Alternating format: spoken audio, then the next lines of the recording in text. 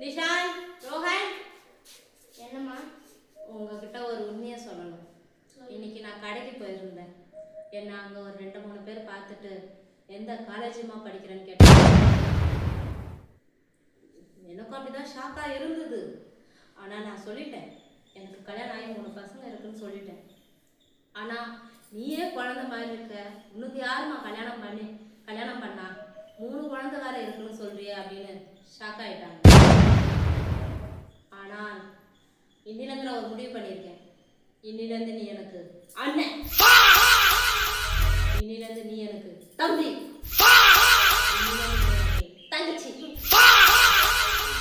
அதனால நீங்க யார் கேட்டாலும் இனிமே நீ எனக்கு அண்ணன், நீ எனக்கு தம்பி, நீ எனக்கு தங்கச்சி அப்படின்னு தான் சொல்லணும். மனசு தடபத்திக்கோங்க. நீ என்னப்பா வாய்க்கு வந்தபடிலாம் பேசுற?